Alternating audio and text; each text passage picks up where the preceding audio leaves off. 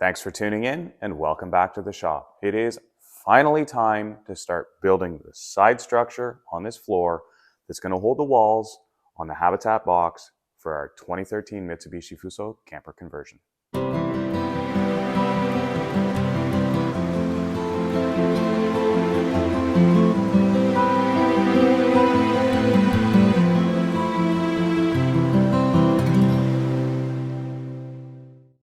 I'm starting by cleaning off what will be the backside of the plate. I don't want any dirt being pulled into the areas that I'm welding. The aluminum plate is about 4 inches high and 1/8 inch thick, and it's getting welded to the box tube, which is also 1/8 inch thick. This side won't really be seen, so this is purely to make a clean surface for welding.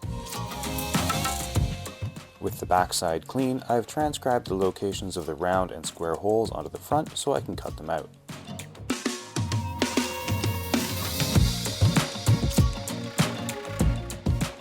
Both ends are the same and both sides of the truck are the same, so the 4 ends get the same treatment. Okay, this section is purely for you folks who love peeling that film off your new phone screen.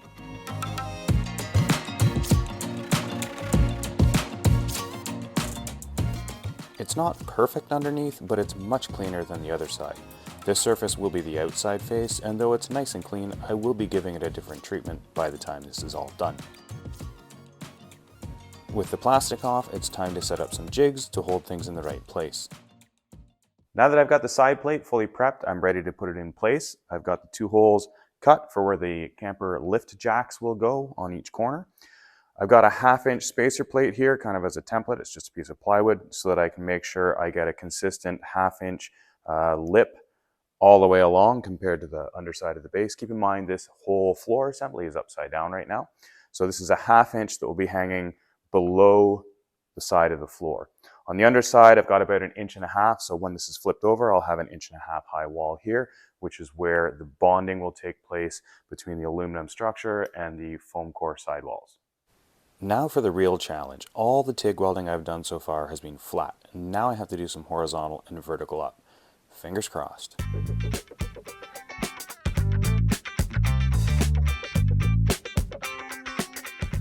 Not the best, but not the worst either. I definitely need more practice at this.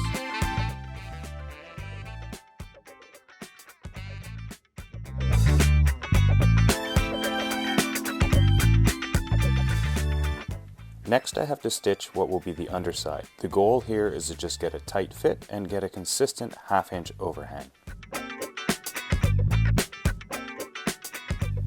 It's not going to take a lot of weld to hold this in place, so I'm just putting a short stitch about every 12 inches. With the height I am off the ground, it's a little hard to actually see what I'm welding, and keeping things away from the camera means I have to do some bendy stuff with the TIG rod too, or all you'll see is my hand.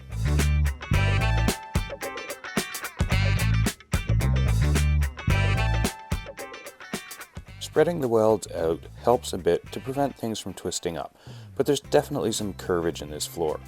Once these side plates are welded on, I'll be flipping the floor right side up and adding some more structure, which will help straighten and stiffen things up a bit more.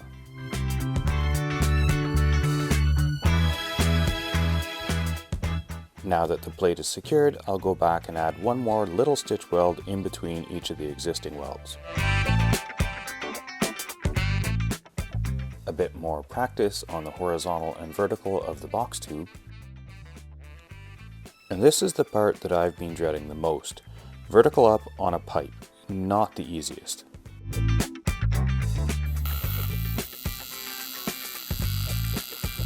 The occasional hissing sound is me getting the tungsten a little too close to the puddle.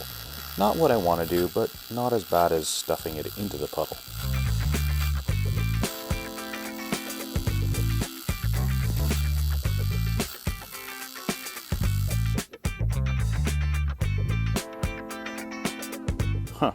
That one actually came out not too bad.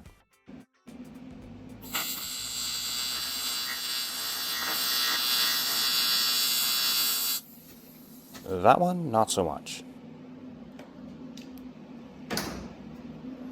Side plate number 1 is on. I'm going to call this a success. Got a couple of welds down the side. And a couple of welds across the bottom. As you can see, it's not a whole lot of weld, but it's enough weld to get the job done. So now I've got to do basically the same thing on the other side. I've already got the second side plate cut and fabbed and held in place. So let's see how much welding I can get done before I run out of welding gas.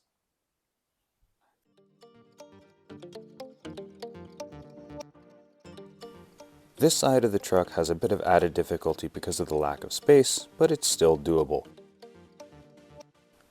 It also has some advantages, as I've learned a few tricks while doing the other side, so the clamping and jig work goes much more easily.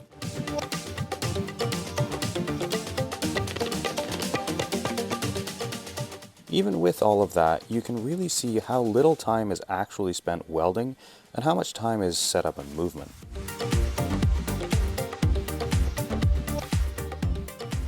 On both sides, the plate tended to bulge out a bit as I got to the center, and if it wasn't for having the holes at the ends to line up, I would have just started at one end and gone straight to the other. But even with the small bulge, I was able to pull it back straight. That went quite well. Now I've just got to get the box tube and pipe. That is probably the worst weld I have done in a long time. Hopefully I can recover some on the pipe. Not looking good. Well, one thing has become very clear, and that is it's time to stop welding because those welds are just turning into garbage. And while it may not seem like much, a small amount of progress is still progress.